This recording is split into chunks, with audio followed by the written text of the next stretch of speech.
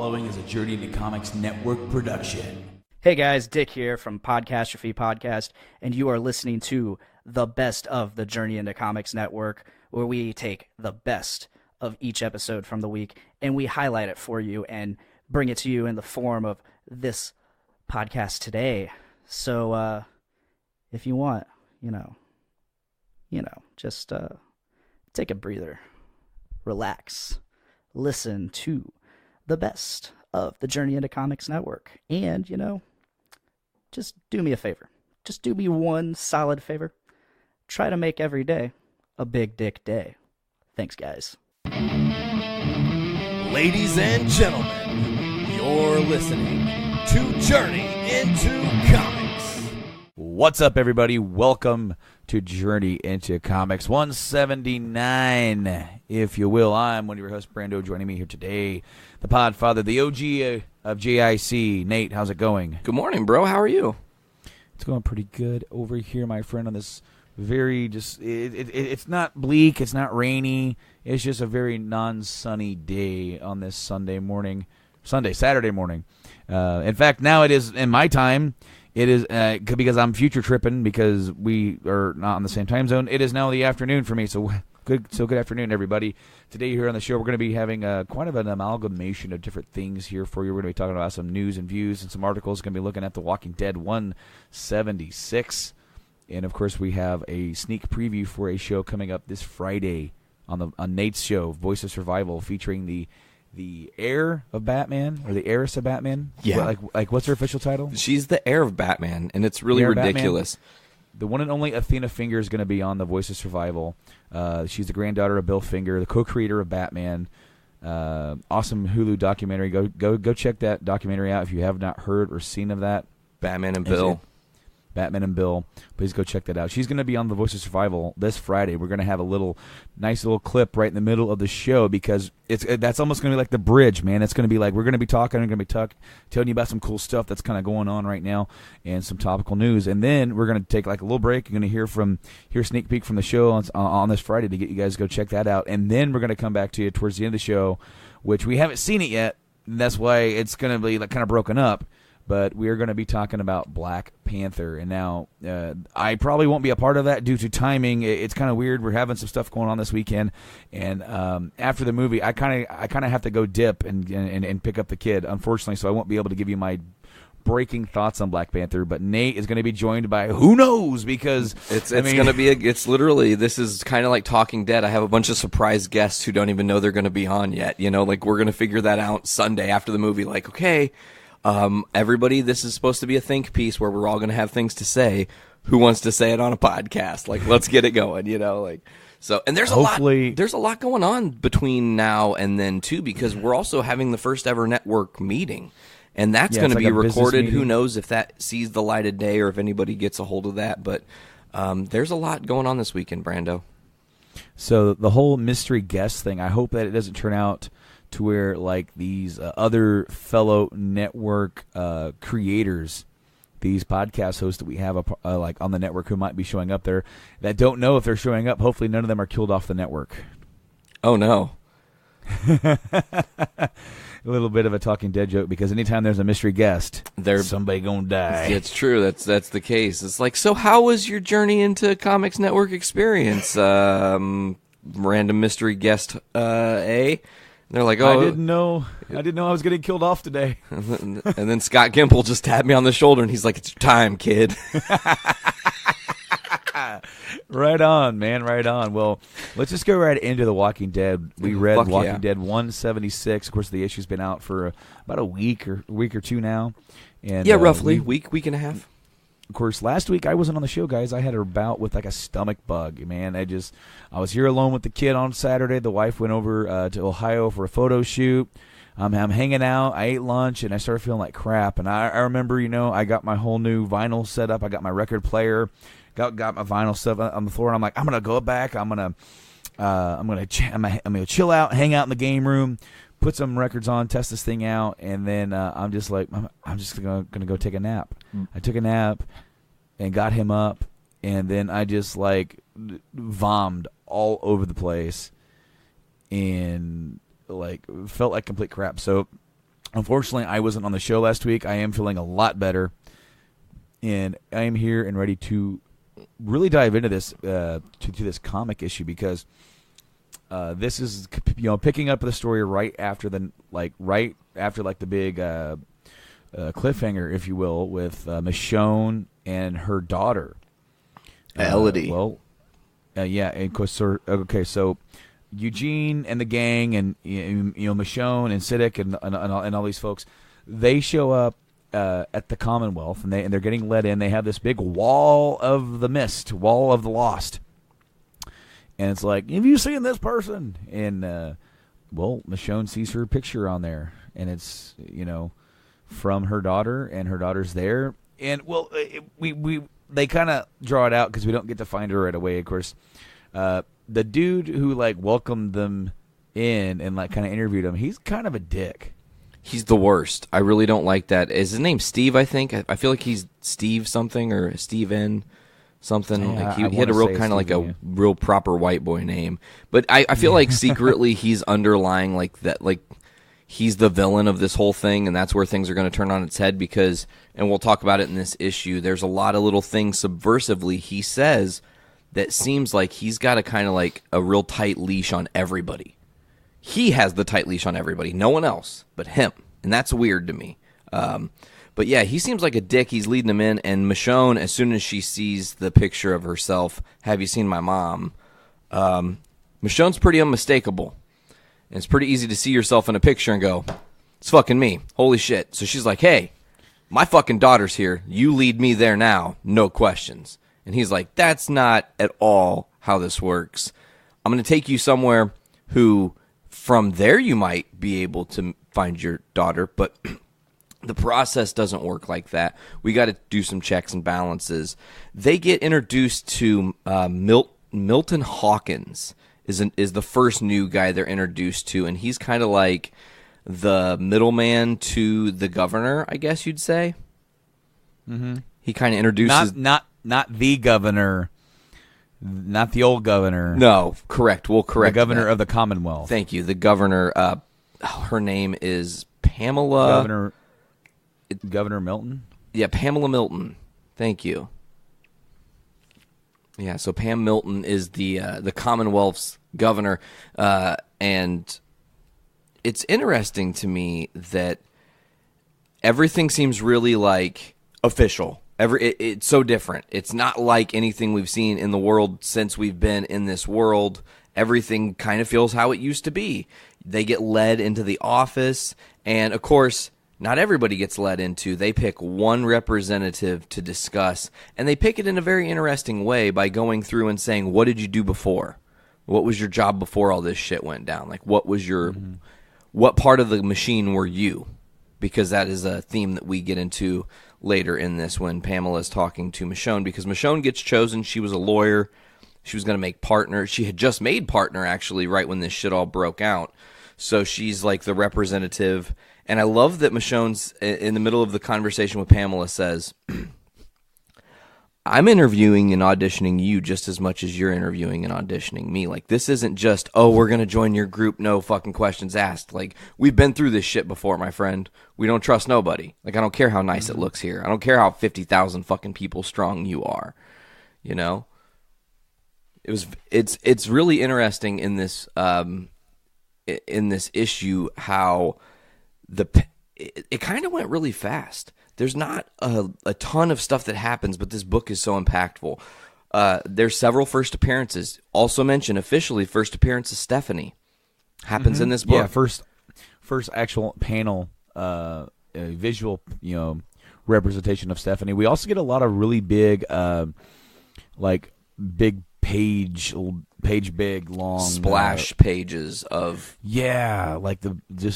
of scenery of showing you what is on the inside of the Commonwealth, getting you letting you know this is a whole community of 50,000 people. Man, it's crazy because we talked about previously, they're having sports games and shit. It's interesting to note also in this issue, aside from one tiny line, Princess doesn't have a whole lot to do. she says like she worked at a cafe and retail jobs here and there, but that's pretty much her only thing here. Magna has a couple different things because Magna's trying to be like Michonne. You can't overreact in the first part of the book, and then of course whatever. So Pamela and Michonne are having this conversation, and Michonne's just kind of fed up with it because it's not really moving as fast as she wants it to. Because what of course does she have on her mind is like, I might see my daughter, who I thought was definitely dead, like no questions. So she's like, look, I kind of ran out of patience here, and typically I would have just kind of like let this play out, but this is the fucking fact, lady. If you want me to join the Commonwealth, if you want me to believe in what you have going on here, take me to my daughter. And immediately Pamela's like, whoa, you're a mom, and that's what's going on, and you've been this calm? I can't even say kudos enough to you because you have maintained your composure way the fuck better than I would as a mother, knowing what she knows. So Pamela marches her right to the bakery, Brando. And that was like a really awesome, crazy, like last couple of pages of the book, I thought. From the suburbs of Chicago and Illinois, this is The Poor Report with your host, Andrew Poor.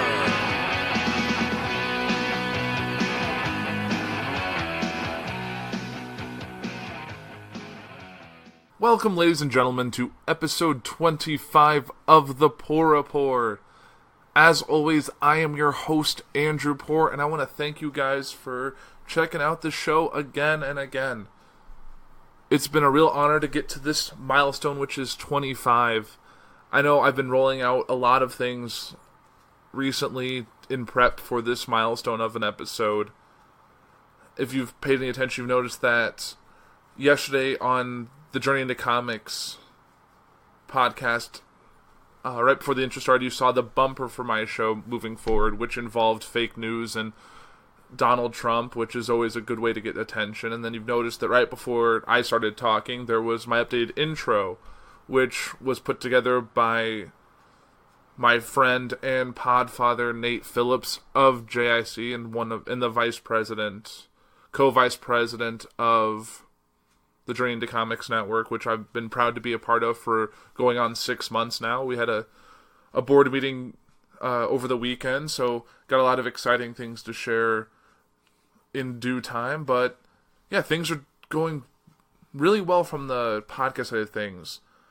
I know with episode 25, and really starting with episode 20, I unveiled the Poor Four segment, which is how I'm going to take the show forward, which involves 4 news topics, either a specific article or a big chunk of a topic.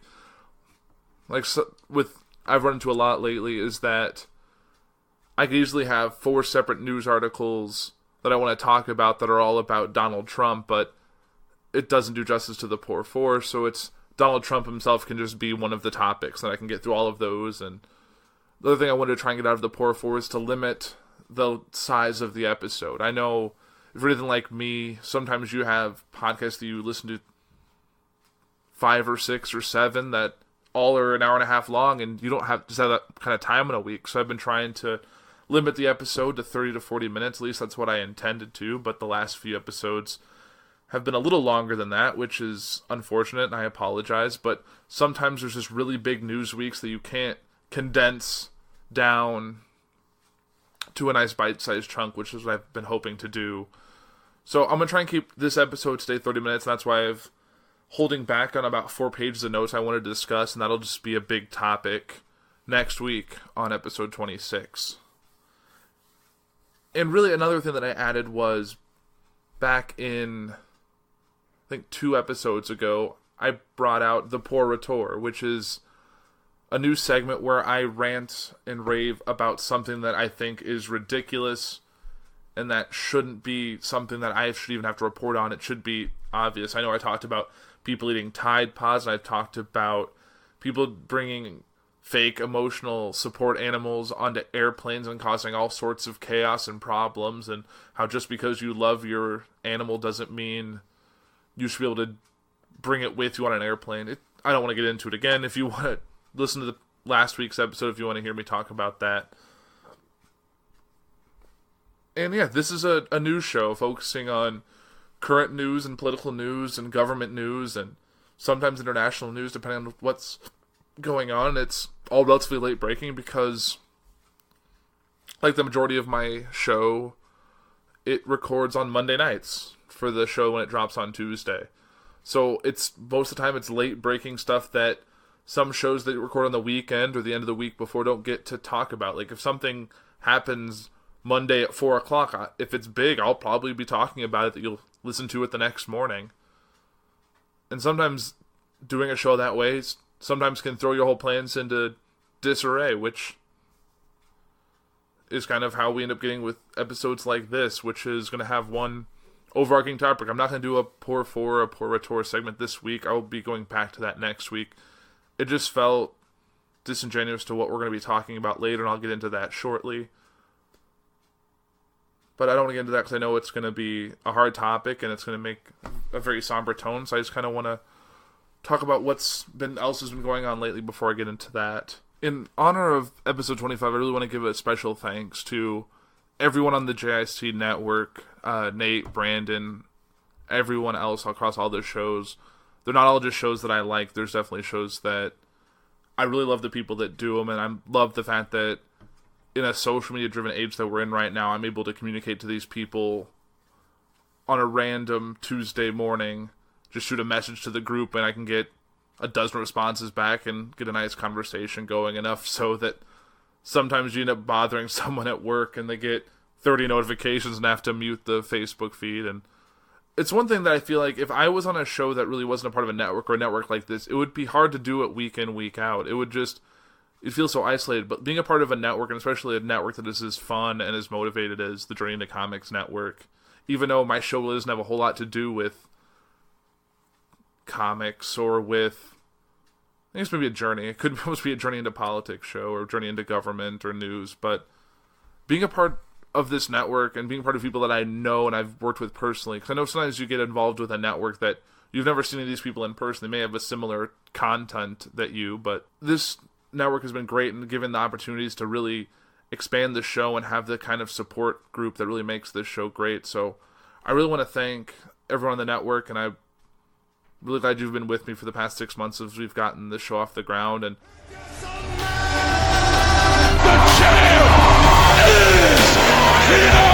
do I have everybody's attention now? When I say I don't mind Trump being in, I'm saying that like He's at least done something with wrestling. Well, at least he was doing something, because like you get Arnold Schwarzenegger, who I love Schwarzenegger. He's appeared twice on television for them as a guest, just promoting a movie. That doesn't really make him a Hall of Famer. No. And I get you want to honorarily have these like stars in your thing. Well, they partnered with Arnold to do like the Arnold Classic stuff and all that kind of stuff. So I mean, he's worked with them in other ways, but not like, I mean, Trump had fun and he participated. They came to him and they're like, hey, we'd like to see what you think about taking a stunner. And his guys are like, no, absolutely not. And then Trump's like, what do you do? Like, and they're like, well, he's gonna kind of kick you here, and then he's gonna take you down. He goes, cool, let's do it. Let's have fun. And so Trump got stunned. It looked awful, but it did look awful. But I mean, he also shaved McMahon's head. Yeah, but I mean, like they're like, and despite of like I'll put all the political bullshit aside. Yeah, he did something. Yeah, and he gave. The person who I heard is going in has given nothing. Mike Adamle. Number one, he's not a celebrity. You're right. I'm just. Number two, he has given more than this person. He would have went to the Hall of Fame because he would have said it wrong.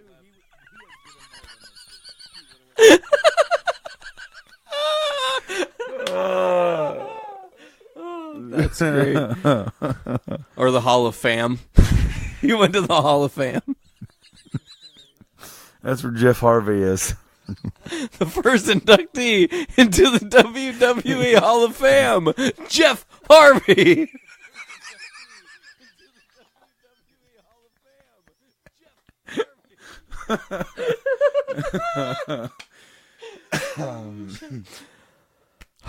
I don't know if do we have much Hall of Fame talk left?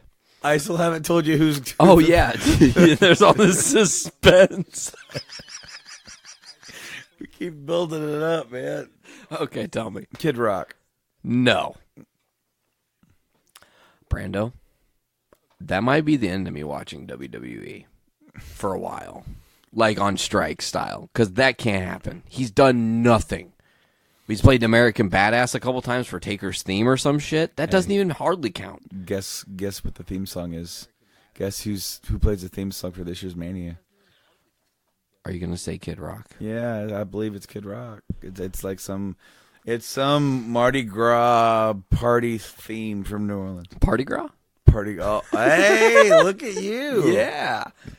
Look at this big brain on Brett. Yes, Pulp Fiction reference. Say what again? What?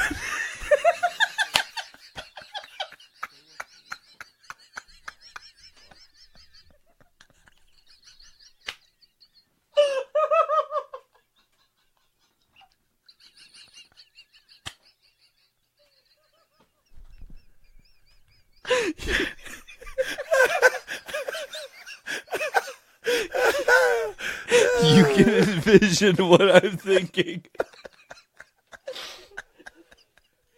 Say what again? What? I dare you. What? I double dog. What? Oh my God. They speak English and what? What? What ain't no country I ever heard of? Oh. That one got it. That one got it.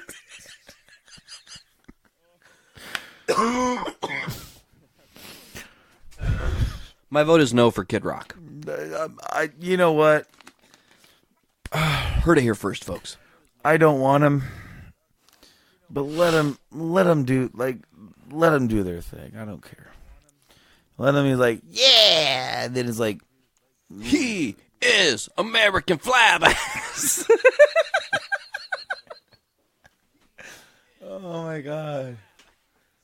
Oh, there it is. I could not locate my telephone. well, hopefully you're not plugging it into the power strip. I ain't fucking touching that sumbitch. Stay the fuck away from that. Brando, there's a little bit of news on the indie circuit I wanted to quickly discuss. Bullet Club, they're in heat. A lot of shit going on. Moving their way towards All In, September 1st. Also, July. I wanted to remember this. I didn't say this last time on the podcast, but I remembered this time. Funko pops in July. Bullet Club will have them. Really? That's cool. Yes. I am going to have to own them all. Like, really. To have a Cody pop and have a fucking pair of Young Bucks pops. Like, if they're a 2-pack. You know, like. I like how we have no visual representation of what you just went through right there. They don't want the visual representation if of our what I just listeners did. have stayed with us for this long through this slap happy giggly gag fest of a podcast that at the very least sounds more professional, if not an actually better show than the last time, then that will probably make them turn it off, because they're like, what the heck is it? Like, dude, if they have a double pack of the Young Bucks and then you made this guttural like like, what does that even mean? That's like the painful orgasms? The shameful finish, yeah. Like, why does anybody have painful orgasms? not painful, shameful. Not painful, shameful. They're different. Geez, I came. Yeah, it's like Yeah, like, you know. and like You ever feel like really disgusted with yourself after you masturbate? no. You never? No. You've never just been like, God, I need to like stop looking at this porn on my phone. And No, just... literally, I wipe up and go to sleep. Hashtag TMI. Hey, you brought it up. You're right. Okay, fair enough. Anyways, Young Bucks and Bullet Club, they're splitting possibly. They're trying to slow build a storyline to Chicago possibly. I hope that's the case. Maybe CM Punk makes his appearance there. Who knows? I'm not sure. Typically we do a random highlight, Brando, and I don't know how to feel about what happened because somebody who was highlighted randomly also got taken off the list now. They just left the list. And we put someone else on that list.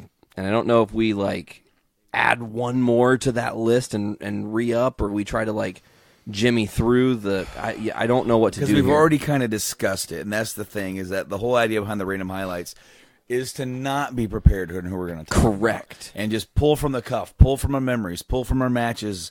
And we talked about Kevin Nash. He got selected this time. And, to put it in brief... we talked about his career. We talked about his highs and some of his lows. First and foremost, my favorite match from him was Brett versus Brett at Survivor Series 95. It's an awesome match. He kind of turns heel at the end. Did you ever watch that match? Probably at least once, but not that I can rapid recall. That was the first time on WWF television that somebody went through the announce table. Really? Mm-hmm. Brett goes through? Mm-hmm. Awesome. He's on the apron, and Diesel goes and pushes him, and he goes flying through and goes head first right in through. Whoa. And then that was a high spot, end spot of the match back then. It's match is over. He's dead. He went through the announce table once. So Kev gets him back in the ring, and Kev's going to finish him off with the powerbomb. And then he's got him bent over. And then Brett just collapses, right? And Kev's looking around got this, man. And then he bends down to get him. Small package? Small package. 1, 2, 3. That's the best kind of victory and makes it so memorable when it's not a major finish, when it's not a sharpshooter or anything like that. Having it just be a quick finish like that is shocking. Well, then, Diesel got pissed off, got up, picked up Brett, powerbombed him. Yep. And then I want to say powerbomb him again. Damn. Yeah. Nash is awesome. The Russian. Super Shredder. NWO. NWO Wolfpack. Wasn't he in Magic Mike? He was in Magic Mike. And Magic Mike XL. And also, he is a Hall of Famer. Mm-hmm. He was inducted. What, 2015? I don't remember 14? what year. I honestly... No, fuck. I don't remember what year. 14 was Warrior, wasn't it? Yeah, Warrior and Hall. I think Nash was before that or after? Did Nash get in before Hall? No, I think he went in the year after. Okay. So 16. No, 15. No, that would be 15. It was 15. Huh. Well... And it's possible. I mean, I'm just saying. Yeah. It's possible that the NWO could be inducted into the Hall of Fame again. One of these days. One of the three. Who would... Only the three? You're trying to boot this back up. You're trying to get this going. Yes, I am. I'm doing a great job. Hogan, Hall, and Nash, yeah. Like Dudley Hogan or Hulk Hogan? All right, so you went through the names that's going to piss off X-Pac and it is, and Big Show. It is, and Scott Norton it and is. Dudley Hogan, and I'm like, Horace Hogan? Yeah, he looks like a Dudley. He does. Fucking Dudley looking motherfucker. He was the worst. He was actually related to Hulk, right? Yeah, it's like his nephew. His real life nephew, whose last name would be Balea? Probably. Weird. I love Kevin Nash. He's great. Finger Poke of Doom. Got to talk about it briefly. The strongest move in WCW history. Yeah, destroyed the company. Buried it. Finished the company in one poke. You remember Luther Reigns? Luther Reigns. Yes. All right. He wrestled in WCW. I think this is him. Somebody, if this isn't him, please tell me. But he wrestled in WCW. He had this flat top where his hair did this. And his name was Horseshoe. Really? Horseshoe? That's awesome. but it was spelled like HORSHU. Horseshit? No, it like HORSHU. You. Horseshoe. Hugh. Horseshoe. Horseshoe. Was he good wrestler? No. Okay, good. I'm glad to know. I just didn't know, man. What if we need to put him on the random highlight? Horseshoe going on there. Oh, dude, that, and I remember this one dude, and he was like a military like gimmick, and his name was Cobra, and like his interest music was like Morse code, like beep beep beep beep. It's like the intro to Jericho. It's like some dude sitting in the back, just like, and like he ended up becoming the fake Sting. Fuck you, fake Sting. And then I remember Sergeant Craig, the Pitbull Pittman. What? Are these people real? Yes. You're just making this up. No, dude, they're like fucking jobbers. You're working me? No, I'm not working you. They're like fucking jobbers in WCW. I remember El Dandy. El Dandy, the Dandy. Yeah. El Dandy. I remember He was going to win World War III. He totally was going to win World War. But it was just the cameras. We didn't see the other ring filled with competitors. We're gonna fuck the sodomites in the... Warning, catastrophe imminent.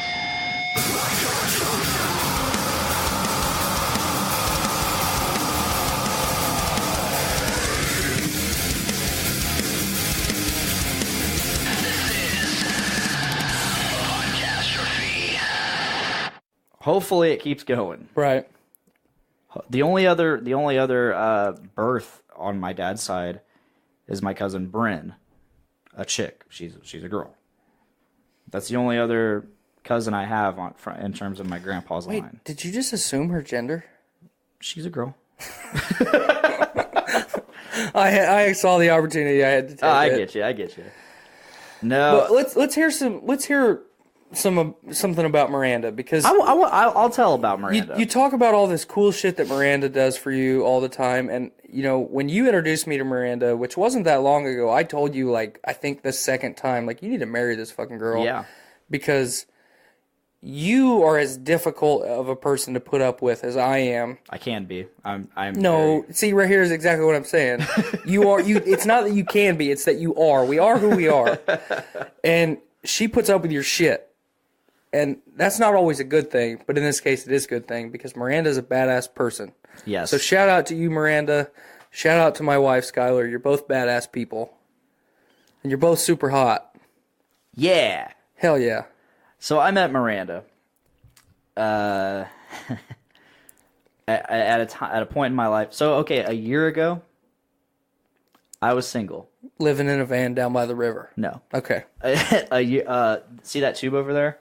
That is literally a poster of Chris Farley on a river with a van behind him. Hell yeah. Can I It's have it? amazing. No, that is mine. I can't wait to frame it. Anyway. So a year ago, I was single, but for 2 days. I broke up with my then girlfriend 2 days before Valentine's Day. Okay. Bold And- strategy, Cotton. Let's see if it played off. And it's funny because it's funny. It's not funny. She's great and all, and you know, it just didn't work out. It was one of those high school crushes. I finally got a chance with it.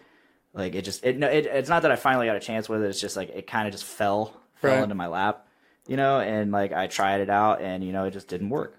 It didn't work.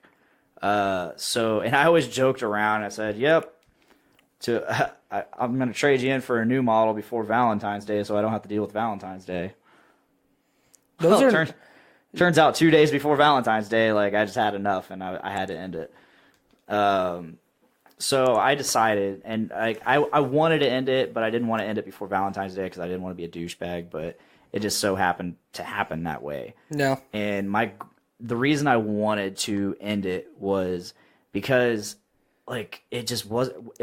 I wasn't connecting to her. If you're not feeling it, you're not feeling it. I wasn't attracted to her. Not that she's unattractive, but I just wasn't attracted to her. We were not clicking. And on top of that, I wanted to focus on myself. I wanted to learn more. That's when I decided I wanted to learn more about mixing and producing music and whatnot. And I couldn't do any of that stuff because she demanded a lot of my time. Even when I was here, not with her, Right. I had to be texting her constantly. And I'm an intro. When I'm at home, not in a social situation, I am an introvert. I feel you. Like when I am at home, I want to be left the fuck alone. Yep. And I could not get that, and it was draining the fuck out of me. It was stressing me the fuck out, and so I just ended it. So I spent the next. So I met Miranda in September. This was February. From February to September, I was single. Okay. May I have tried to attempt some hookups? Yes. I was talking to someone. You know her. Mm-hmm. I was talking to someone. She lives in Florida, and that's like we talked very romantically, and that kind of kept me from pursuing anything here. Okay. Which, in turn, helped me stay single. It helped me continue to explore yourself. Yeah, it allowed me to explore who I was. It allowed me to have the fun I wanted to have. It allowed me to get the knowledge and learning and experience that I wanted to have. I mean, or at least as much as I could. And so, like, having that, because I was mentally getting that I'm with somebody, but I wasn't with somebody. Right. So I didn't feel tied down. And on top of that, I was still getting that, like, oh, I'm loved type feeling. Right. So when it came time, and I had kind of given up on Tinder and dating websites, but I still had them. Right. And I literally put on my Tinder description that message me first because I'm tired of fucking messaging people and nobody messaging back or it just going nowhere. So go ahead and message me first. I'll respond. Nobody ever messaged me. Nobody messaged me. Womp womp. And finally, I got to a point where I was doing like Tinder based off of looks. You were doing the mass swipe right. Yes, if you look cute right like on site, swipe right. If you didn't, bye. Yeah. So I matched with Miranda. I saw a cute picture, I swiped right. I matched with her, and before I could even get a chance to really like go check her out, check out more pictures, see what her profile says, she messages me. And so it begins. And so we talk very briefly, and she adds me on Snapchat because I have my Snapchat in my description as well. Okay. So we talk very briefly on there, and like I'm not really going for it, but I'm not opposed to it. To me, like in my head, just being casual. Yeah, I'm being casual, but also in my head, I'm like, well, I have plans with this person down in Florida. She's coming up here. I don't want to ruin that plan because that's something that I want to experience. And because she used to live up here, and I never got that. I had always had feelings for her, and so here she was coming back up here to visit me. And I could finally maybe get some closure on that whole thing. Yeah. And then, so I was kind of like, just kind of aloof with Miranda. And finally, like a week or two later, I just like, fuck it, I'll start talking to her more. So I started talking to her.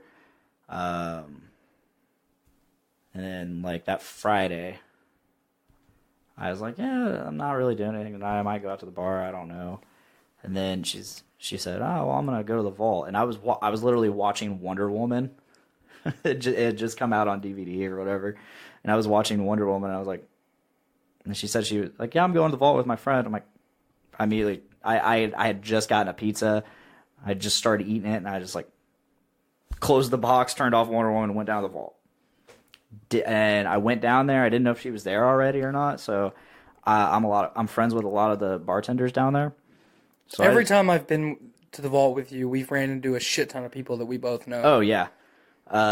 So I just go to the bar and I start talking to the bartenders. They're my friends. Whatever. Meanwhile, and then I see Miranda post a Snapchat story from the vault, and I'm like, I snapped her. I was like, I see me in the background, and Creepy as fuck. yeah. Well, I mean, Like, well, hey, she knew I was coming. Hey, I'm lurking over here. She knew I was coming, and I knew she was going to be there. It's not that creepy. That's creepy. So I go over to the sidebar, kind of, because meanwhile, like, I'm scoping out the whole area trying to find this girl. Like, yeah, so I go over, talk to more people over there, and finally I notice her, and so after a while of being there, I finally just walk over, and I'm like, hey, I introduce myself, and yeah, and then she's like, Hey, I'm blind. yeah. So I talk a little bit there, and then I go, and they're like, oh, hey, we're gonna go to the end zone. I'm like, oh, Mother of God. well, I'm just gonna chill here. And then I start thinking, I'm like, you know what? The end zone's not far from my house. If anything, like I'll go there. I'll hang out a little bit. If I'm not feeling it, I'll just go home. So I go there. I really wasn't feeling it. I really wasn't feeling Miranda. The end zone's kind of weird because it's either a really good time or it's a really shitty time. Every time I've been in the last I don't like it. couple years, if you stay at the bar, it's not a bad time. If you go anywhere else, it's miserable. Mm-hmm. So So I I'm not go really there. feeling Miranda. I wasn't feeling her. I wasn't even really feeling her friend.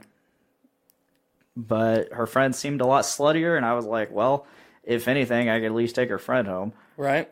And then, so Miranda's over there, like, dancing with a bunch of people, friends and stuff that she knew, and then she eventually just comes over to me. She's like, because she felt bad that she basically told me to, or asked me to come there and hang out. And she were you sitting at the bar moping? No, I wasn't moping. I was just hanging out Right. and trying to decide if I was ready to leave or not. But if I walked in as a stranger and just like scoped the bar and looked at you, would you have been a guy that I said is moping?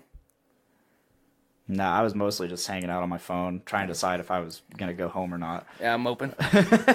It wasn't really like a loss for me. I was like, besides like, I could just go back down to the vault and maybe my friends will be there. Right. Or I could go home and continue watching Wonder Woman. I don't know. It was whatever. But so I stayed, and she ended up talking to me, and we somehow ended up connecting over a Good Charlotte.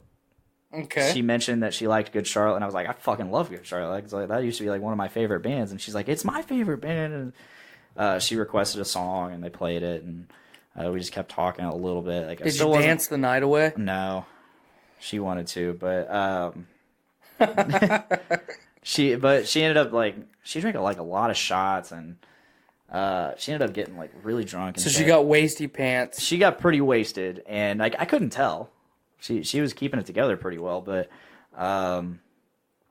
eventually I got to a point where I could tell she was kind of drunk, and I'm like, "Where do you live?" She's like, "Oh, I live here in this town that's 30 minutes away." I'm like, "Okay, I don't normally do this. I'm not, and I mean nothing by I am so not a raper. And I said, I mean nothing by this. Like, I'm not trying to come on to you or anything, but you were really drunk, and I live 5 minutes away. I think it'd be a good idea if you just came home with me. I'm not going to do anything. Nothing's going to happen. I just want to make sure you're safe. So she's like, okay. So we came back here. We got in my bed. She's like, went down to her underwear. And she's like, I'm going to be comfortable. I hope you don't mind. I'm like, I don't care. I'm like, I'm a guy. You're a girl. I don't give a shit. You can be in your undies, whatever. So I pull up Deadpool. I just throw on Deadpool because she said she liked Deadpool. I'm like, fuck it, we'll watch Deadpool. And she ends up like in this position like all night, like just hunched over because she is like miserable. She's like, I took too many shots. I'm like, good luck.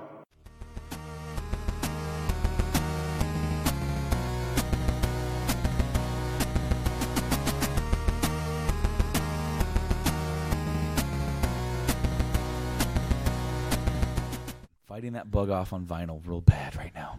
Yeah. Trust me. I'm feeling it, man. I get the itch. I've got 10 Iced Earth records already. Yeah. Okay, and now 5 of those Did I get 5? Yeah. Okay. So stop. Shut up. Okay.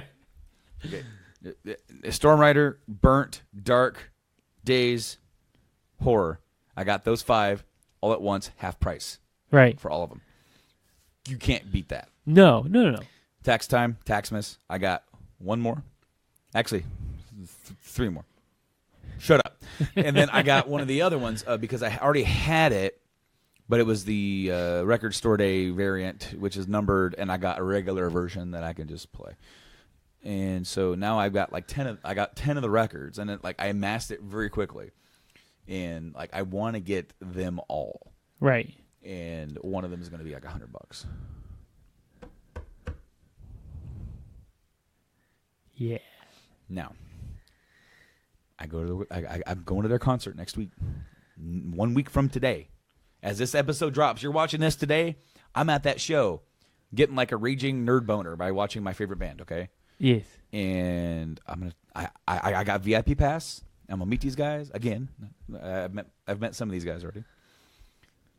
I'm gonna shake John's hand and I'm gonna say, are there any plans? Is there any way for these 3 SPV label records to get reprinted for cheaper, so I don't have to spend like $160, $70, $80 to get them? Yeah. And he's gonna look at me and say, I don't know, because I know it's what he's gonna say, and I'm just like, because I mean, he doesn't really have control over that. No, but he can.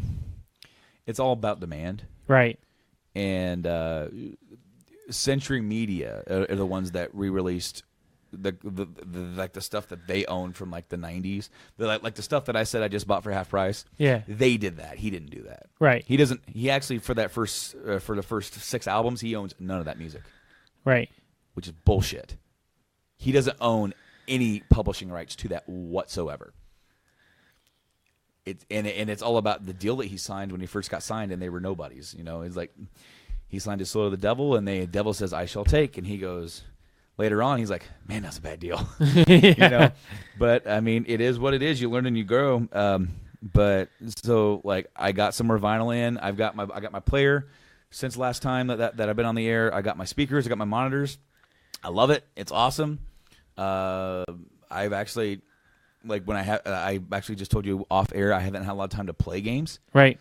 But I've been sneaking to the back to just put some of these records on to see how they're playing, because I've got one record so far that I bought brand new that is not in the greatest shape brand new.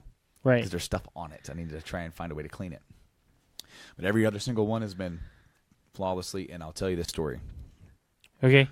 Okay. So in the fall, my mom bought me some records.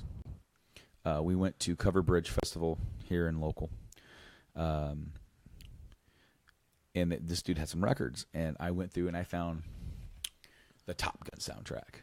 Yeah, I'm like, I'm buying this, right? Because they were listed as like a couple bucks, pretty cheap, and then he had a couple boxes that were not a couple dollars.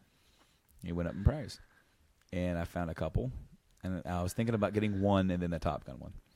And I had 2 in my hands. I had Rush 2112. Yes. Absolutely. Must. Yes, right. That is a must. Right. And the other one I had Deep Purple Machine Head.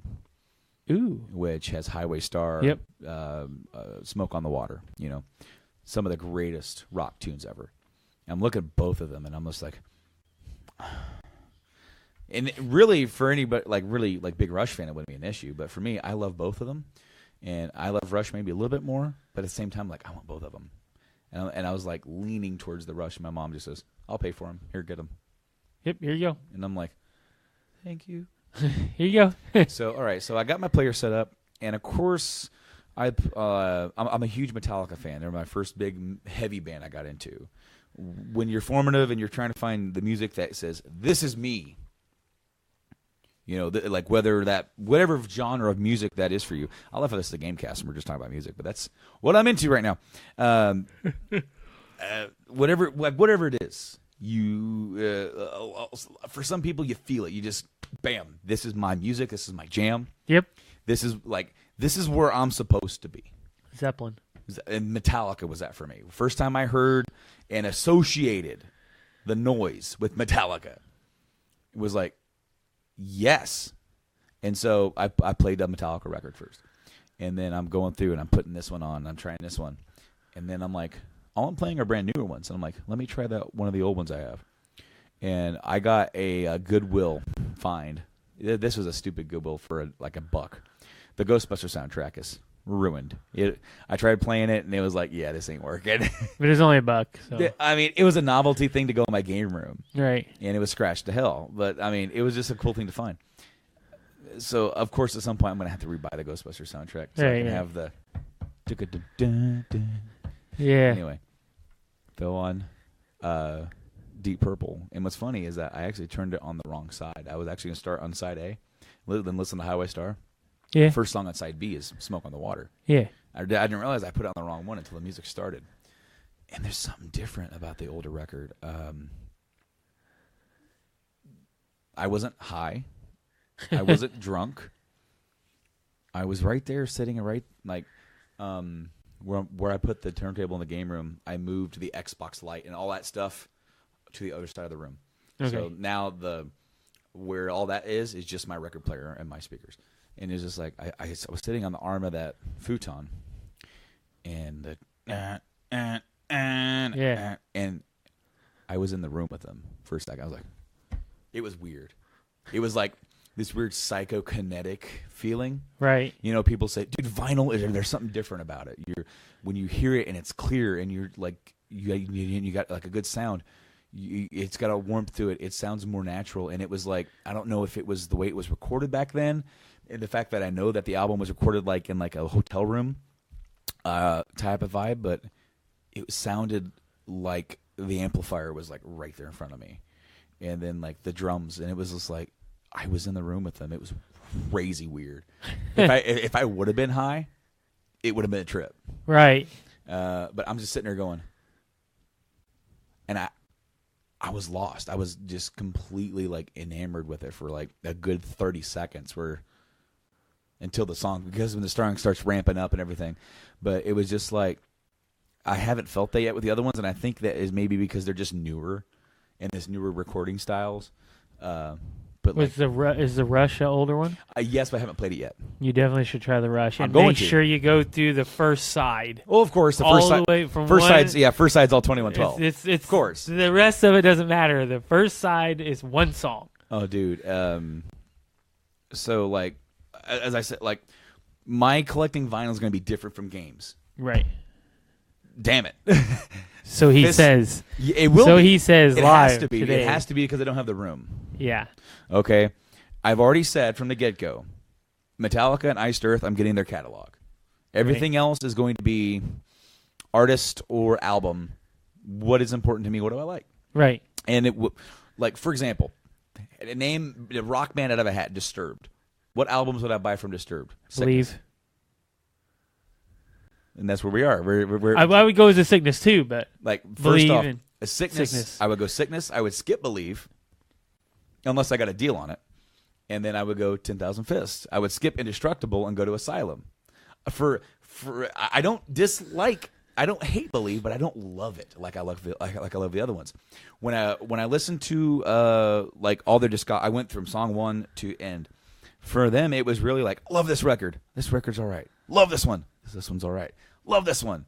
And that last one's all right. I'm like, it's like peaks and valleys with me with Disturbed, and then with Linkin Park, I got Hybrid Theory, so I'm gonna get Reanimation, and then I'm gonna get Meteora, and then after that, I'm probably not gonna get any more. That's where I'm at too. I would get the first 3. Yeah, and then I'm like thinking, what albums like that I wouldn't even think of right now, like in my current mindset, like what albums are important to me?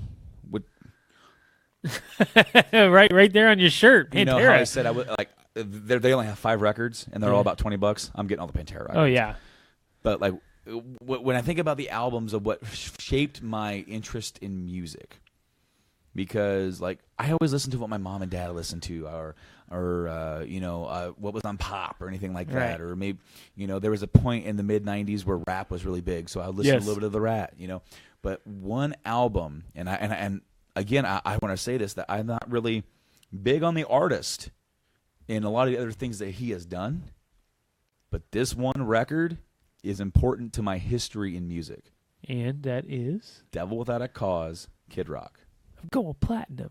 Yeah, exactly, dude. Yes, that's a good album. That album to me is almost what like shifted my interest towards rock, like modern rock. I can see that. Because there was a couple of I didn't really get into bands. I wasn't into it. I was kind of like a floater. I like this song or I like this song. I was a songs person, and it wasn't until I got that album that I just put it in my player and let it go. That wow, you know, I got his next record right after that, which was like a rehash of like some of the older stuff that kind of got forgotten. History of Rock is what. Hey, that's kind of funny, but so I got that and was like, yeah, okay, yeah, I'm not really feeling this as much as the other one, but that one was just like important. Yes. And then I'm going, so like when I said like Megadeth, I like some Megadeth. I got 2 Megadeth records, and I'm probably going to get like 2 or 3 more out of their whole catalog, and that's it. Because I like cryptic writings? Sure. But do I want to pay $20 to $30 for it? No. See, mine I'd be hurting. I'd be hurting for certain. Well, and that's just it. Is that because like, mine would be the Zeppelin? Well, of course. And what's awesome is that classic bands and big bands like Zeppelin and Metallica and AC/DC and the Stones and Beatles, they get reprinted more often than not. Ugh. Sorry, you said the Beatles. I hate them, but I respect the shit out of them for what they did for rock. Dude, I really do. I think that I'm not they're a huge fantastic. Beatles fan either, but I can listen to some of their music, especially like when they went into their like tripping on acid phase. Nope. When they went into their tripping on acid phase, some of their stuff is really, really interesting to listen to. But somebody's shaking their fist at me, yelling, "You hate the Beatles!" Hey, you know I'm what? looking up Led Zeppelin vinyl. I don't hate them. I don't like their music at all. Like, I don't, but they did a lot. Just like the Stones did a lot for rock. But I'm a Zeppelin fan. I get you. No, don't see, and I just looked up Led Zeppelin, and I'm looking up vinyl. Led Zeppelin 4, remastered original vinyl. Guess how much? $20. $21.93. Led Zeppelin 1, $23.99. 2, $22.97. Yeah. Mothership is $46.96. I was gonna say that's that a 4 was LP. Yes. And then 3 is $22. So I mean, they're not bad. No. But that's for rehashing. Like, I would really, you want the original? really like the Stairway to Heaven single. You're listening to the Voice of Survival podcast. Ladies and gentlemen, your host, Nate Phillips.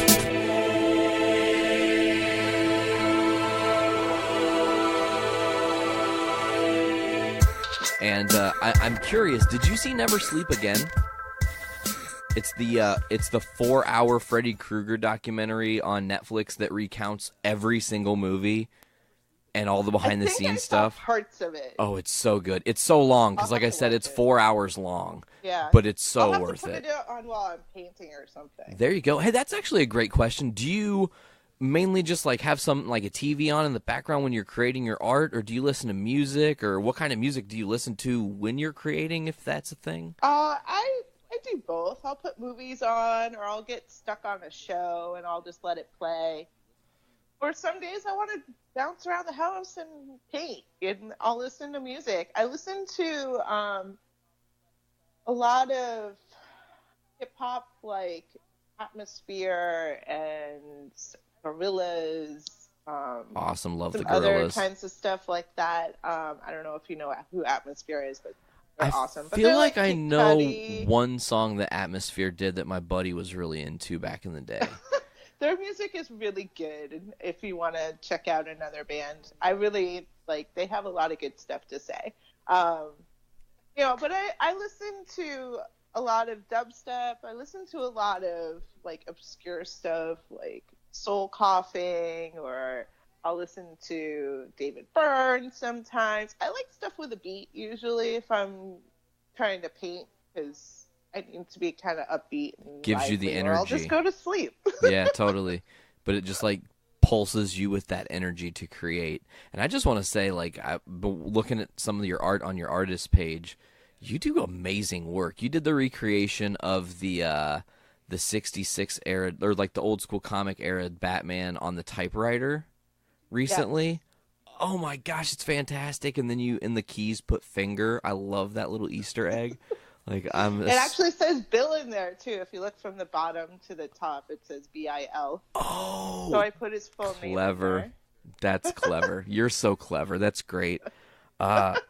So we haven't really got into the other part of this interview that's really interesting to me, and really the meat and potatoes of what I want to talk about, because I want to know what the whirlwind has been like for you after the documentary has come out, and what this last year has been like, and maybe describe some of these crazy moments, like getting interviewed by Kevin Smith and going to premieres and stuff. What has that all been like for you? It's been pretty wild. I mean, like we had said before, my regular life is pretty regular. I mean, I teach at a college and I grade papers and I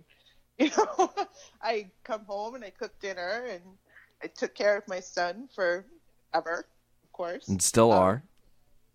Of course. I mean, have to. That won't end until I die. But anyway, so I mean, then I had this whole other world come in, like, I'm quote unquote a celebrity, but I'm not a celebrity because I'm not, you think big name people when you say celebrity, but in the comic world, I kind of am, and I had to adjust to that because it's weird. It's like I'm just a simple person. I teach math, and I have my friends, and I do normal stuff. But I also represent this really huge thing, and it's like, wow, like I have to adjust to being in that spotlight, which is not always the most comfortable place to be. So it's been pretty wild. I mean, obviously it gets easier as the years go on, but doing cons and stuff. Yeah, but it's still like when people ask me to sign things, it still is like, why do you want my signature? Oh yeah, it's like it's still kind of a foreign thing because it's not really who I am. But it's something that you're becoming. You've become like the bat signal, Athena. I have, and I fully embrace it. I mean, the fans are awesome.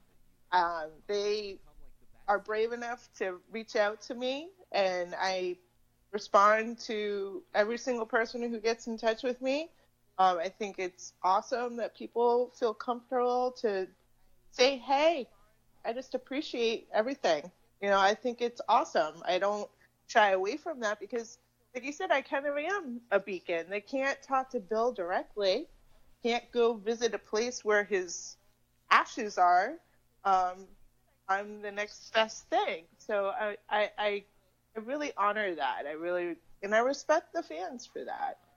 It's got to be kind of weird too, because you are the heir of Batman now. You have changed the course of history.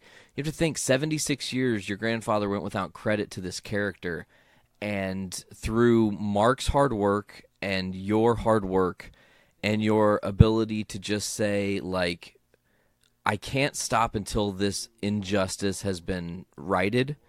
It's changed history now. Never do you hear of somebody getting their name put on a co-created or a byline way after the fact, because it always gets wrapped up in the legal stuff, It does. And I feel very fortunate that we were able to. But again, timing played a huge role in that, like I had said before. Sometimes it's all about being in the right place at the right time, Yeah. So you haven't had any like crazy fan experiences? People aren't asking you to like sign their babies or anything, right? Oh no, nothing like that. So it's pretty tame in that regard. Oh no, people are extremely respectful. They really are. Well, that's great. I mean, in this wild west world that we live in now, it is so hard to be trustworthy to people that are just coming up to you because they know your story and don't really know you as a person, or right. are trying to connect, and you're just like, hi, what's up? But you know what? in general, I'm just a really friendly person. I mean, if you talk to any of my former students, I mean, I try to just have a good time in general. I mean, we use a lot of laughter in the classroom where we get into it in the classroom. We get personal. We get, it's part of who I am. I'm not one to really shy away from people. You seem like a beacon of light as well, like very positive and uplifting through everything you've endured, which is, kind of what this show is all about, like going through some craziness and coming out on the other side and being okay. And not only being okay, you've redefined this legacy, as I was saying earlier. You've totally redefined your own legacy now because you're a torchbearer that gets to experience all these crazy things. What are some of these, okay, you've been to a lot of these different events and been to screeners and seen premieres and whatnot. Have you had anybody in the industry come up to you that just blew you away, that they were aware of who you were based on all this stuff that's gone on? Not blown away that they knew who I was, but when the Green Lantern movie came out, I went out to LA for the premiere. I think that was 2011. Yes. Okay. And I was at the after party, and I was introducing myself to Angela Bassett.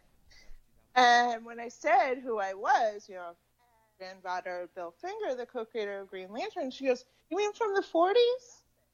And I go, "You know what I'm talking about?" She's like, "Yeah, we're talking about the writer from the 40s." And I'm like, "Yeah." And she gave me a huge hug and introduced me to our whole entourage. There must have been 20 people with her. Whoa. And she's like, "This is, the granddaughter, and da-da-da-da. This is all these people." And I'm like, oh my God. I was shocked. I didn't even really get past her saying, "You mean the one from the 40s?" I was blown away by that. She did her homework. She knew what she was talking about. I was like, thank you. Wow. What an amazing experience that this person actually knows what I'm talking about. Because for the Batman ones, only a few people knew. So you were just... It's not like this... I don't know. People don't take the time, I guess. So really... it had to be vindicating for you because that's probably, 2011. That's before the documentary comes out. So yes. At this point, this is one of the first times where you felt vilified and recognized that your grandfather was getting some recognition from someone. I mean, your whole life you had spent trying to tell people what an amazing person he was and all these cool things he accomplished, and no one really getting the importance of it. And then now this is more of the tide turning to what's hip now and what you've been up to now. I'm sure the experience with Kevin Smith on his podcast was a blast. You went to the Fat Cave? It was, yes. Oh, that's amazing. It was. It's kind of a funny story. I was chasing him down for several years. For 3 years, in fact, I was chasing him down to be on his show. And for whatever reason, it took that long. But it was such a delight to finally connect with him. It's time for Brews with Dudes.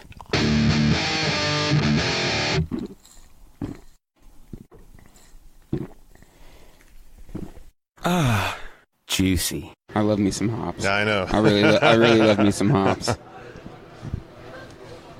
don't know what this next one is, but I'm guessing it's Starburst. Starburst it is. Is it? Mm-hmm. Oh, yeah, that's Starburst. I like the color. Yes, this one's going to be a touch more caramel in color. This isn't a classic New England IPA.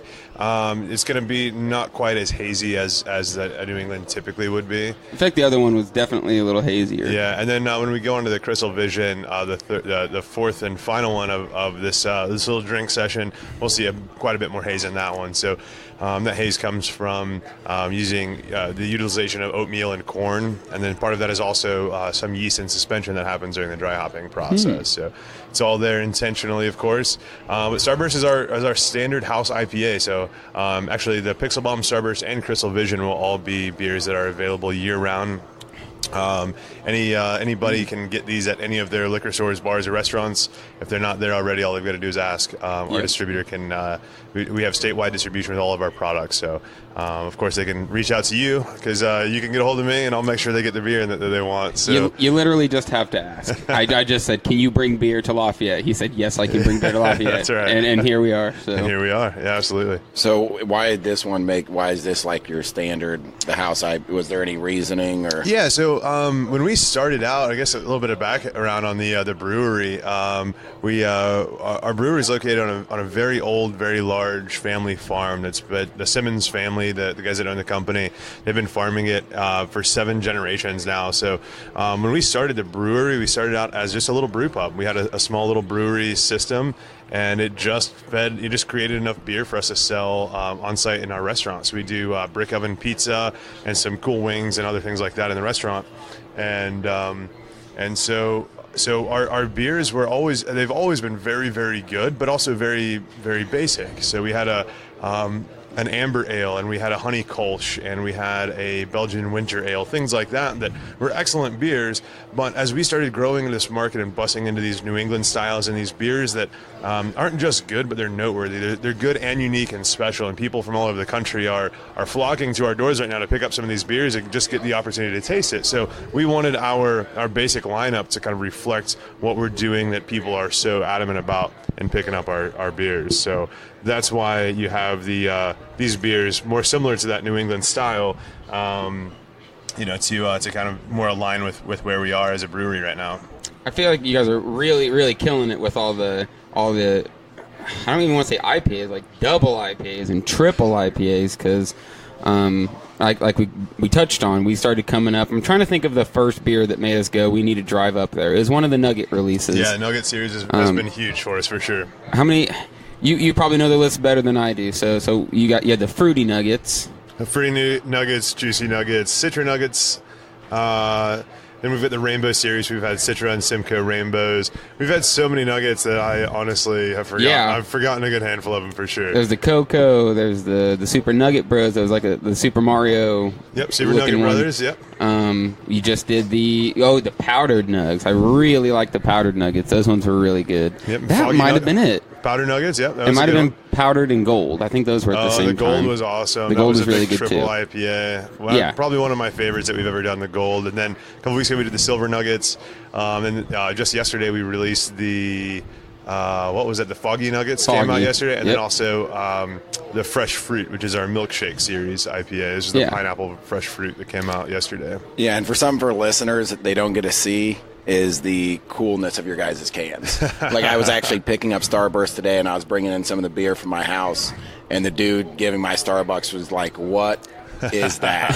So I had like a beer conversation at Starbucks, and he just instantly saw the fresh fruit and some of those, and just looked at the cans, and those immediately stand out. Yeah, and the beer market is inundated with craft beer from all over the country right now, and in varying degrees of goodness, I guess you could say. But part of the name of that game is when you're looking at a shelf with 300 or 3,000 beers on it, your eyes eat first. So if you've got a can that looks totally kick-ass, that may or may not be the one that they end up buying, but at least it's going to be given a second glance. And so that's part of it. So we work with Kodo Designs out of Indianapolis, who's kind of a marketing firm. Cody over there does all of our graphic work for us for everything that we do, and he's just amazing. So we've developed an excellent relationship with him. We can call him up anytime and give him just the most random of ideas, and within what seems like hours, he's got it. He's emailing us drafts to look at it, and he does such an amazing job of being able to take our weird, cocky, creative ideas and put them into a computer and make them look exactly like we wanted to. So. Our cans are definitely a representation of kind of who we are and what we do as a brewery. It's always funky and fresh.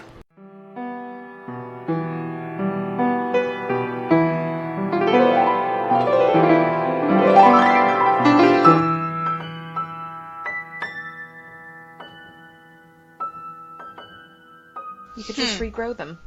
Except you'd probably die without your organs. Maybe that's the problem. That's probably there's you a have momentary... to liquefy them first and then regrow them. But what are you going to do in the meantime? Exactly. I just answered my own question. I need to regrow my heart. Well, we don't even have one to beat anymore, so... A random thing that cracked me up is Dumbledore's hot chocolate throughout this book. Like, I feel like he's always on his fucking way to get a cup of hot chocolate. I don't blame him. Hot chocolate's life. Right after reading Dumbledore drinks hot chocolate, I'm like, I could drink some hot chocolate right now. So I did.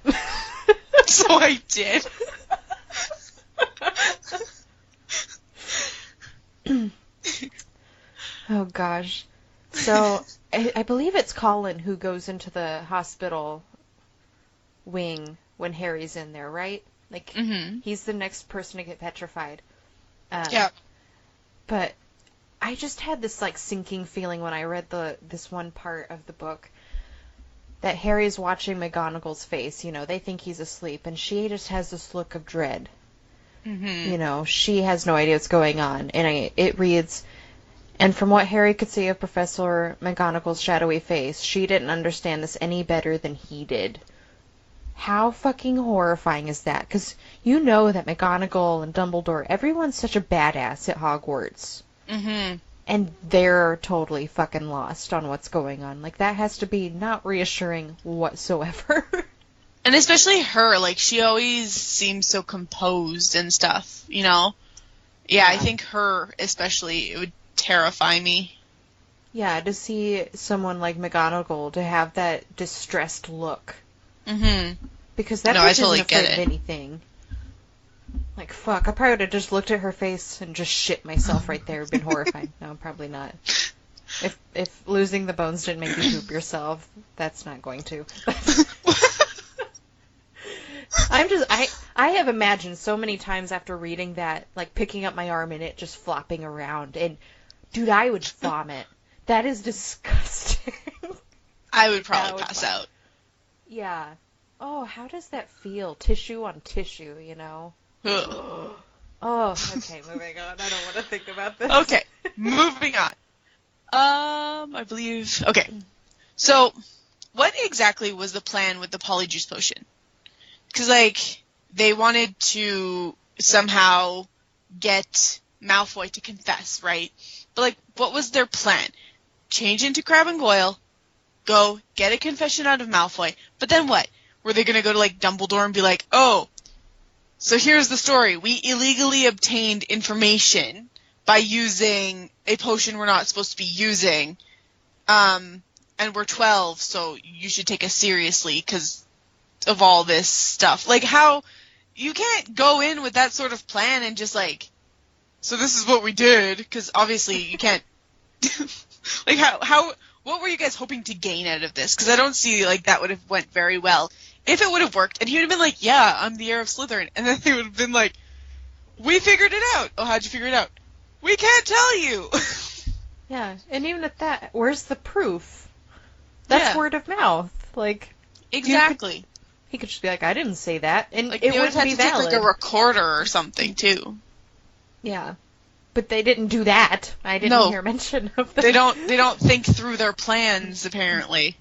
No. It's not like it worked anyway, but yeah, where they just, Draco's the heir, we stole some ingredients from Snape, and we made this Polyjuice Potion, and here you go. Ugh. Okay.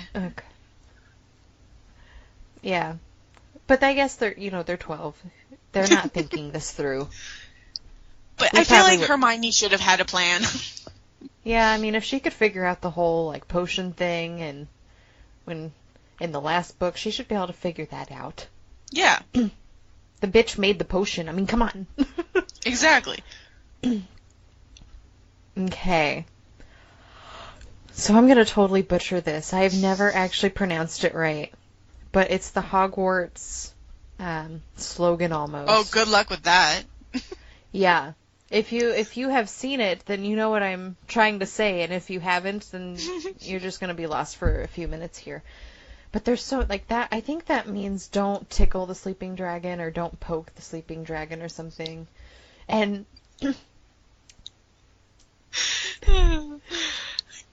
continue. Yeah. But gosh, what did he say?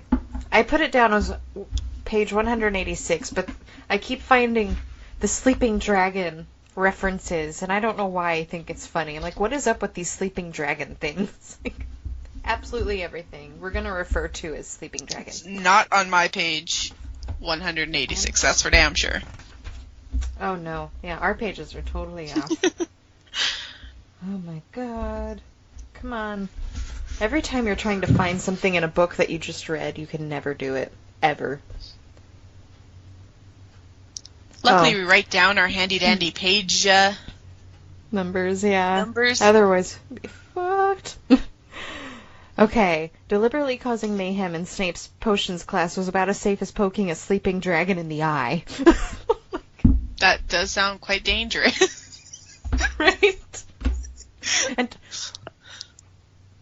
man, I don't think I'd ever want to do that, but why are there so many people trying to do stupid shit with sleeping dragons? Like, why does the saying have to do anything with the sleeping dragon? We're just going to refer to him. Because people want to tickle and poke him in the eye. Not my first reaction when I would see a dragon. If I saw a dragon. I don't know what my first reaction would be if I saw a dragon, I'm not going to lie. I'd probably shit myself. I'd probably just... you tend to be doing that a lot tonight. Everything. Just shit myself. So scared, I just need Depends. That's a great... I just thought about this. Can you imagine, like, how many people pee themselves when they're scared? And if they're horrified of, you know, scary movers or something, you can have special adult diapers for being scared. It's not because you're old. It's because you're scared. That is a horrible idea. I should never have come up with that. Ever. Absolutely awful. So, I have never asked this of you. I don't know if we have the same artwork in our books on each chapter. I'm assuming they're all the same. But I've never asked. I assume we don't. Oh no! Well, I'm about to show you, and well, if you have the... For those of you who can't see what I did, I just showed her that I do not have any artwork. Yes. Well, I do. I'm going to try to show it to you here. You can probably Google it, but the artwork for the Polyjuice Potion chapter is super fucking creepy. Like, my god, it looks like his eyeballs are about to bust out of his skull. It is horrifying. I'm going to have to go Google a better picture of that after. Yeah. Because, yeah, mine doesn't have any pictures. I have the first edition of the Canada version, so maybe that was pre-picture. Maybe. Man. Yeah, I never knew if all of them had the artwork or not. Because I normally love them, but I turned to that one, and I was actually eating sushi when I was reading this. I was like, ugh. I lost my appetite. God. So, a very important character that comes up in this is Fawkes. The most beautiful phoenix ever. Yes, And oh my really god. want one. I want really one want so one. bad. My husband did get me that, the Nobles collection, is that what it is? And it's the phoenix. It over sounds there. pretty. You'll have to show me later. I will have to show you later, but it's on a metal stand. Oh, it's so pretty. I'm dropping fucking shit again. Phoenixes are my... Phoenixes? What's the plural of a phoenix? I don't know. We speak English and nothing makes sense. Phoenixes are one of my top mythological creatures of all time, so Fawkes is just my favorite. Well, aside from the Thestrals, but... Oh my gosh, yes. We're going to have a whole spiel about that when we do Order of the Phoenix, because I am... Oh. I love them.